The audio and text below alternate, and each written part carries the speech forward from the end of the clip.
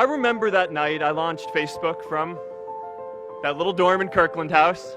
I went to Noakes with my friend KX, and I remember telling him clearly that I was excited to help connect the Harvard community, but one day someone would connect the whole world. The thing is, it never even occurred to me that that someone might be us. We were just college kids. We didn't know anything about that.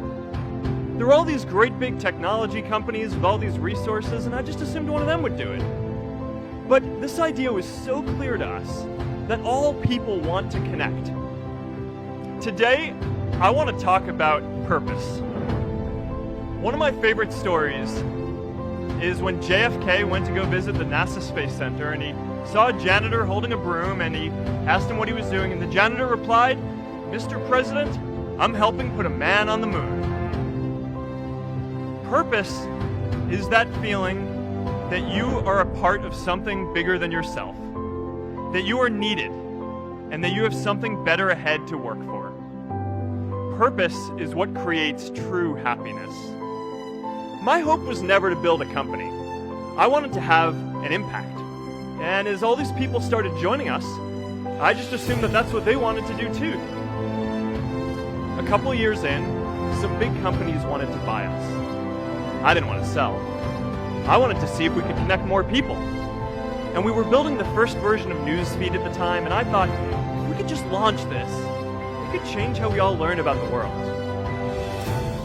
Nearly everyone else wanted to sell, and it tore our company apart.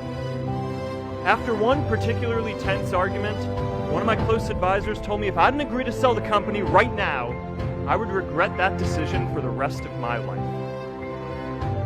Relationships were so frayed that within a year or so, every single person on our management team was gone.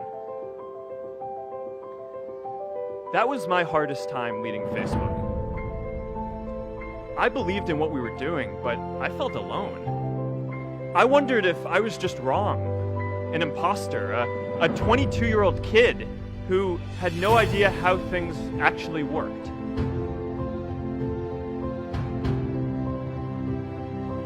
And I know that a lot of you are going to have your own stories just like this. A change in the world that seems so clear that you are sure someone else is going to do it. But they're not. You will.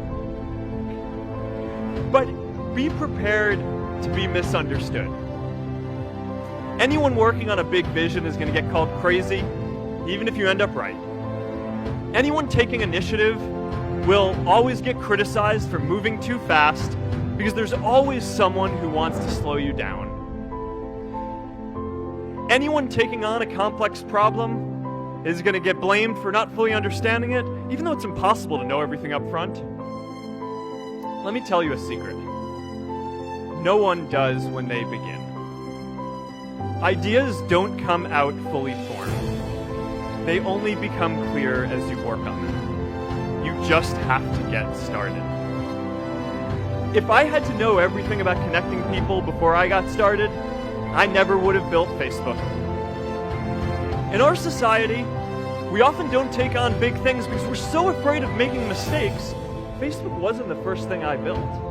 I also built chat systems and games, study tools and music players, and I'm not alone. J.K. Rowling got rejected 12 times before she finally wrote and published Harry Potter.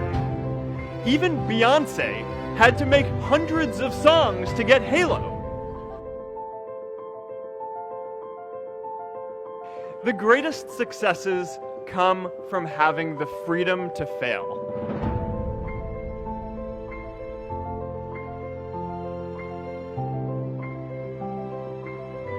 You know, a lot of times I think people just get afraid because, you know, often your dream is, it seems like it's so far off, but if you just kind of focus on building stuff that you think is good and you keep on going at each step along the way and don't let people deter you from that and just really care about what you're doing, and you know, I think that's how you build something good.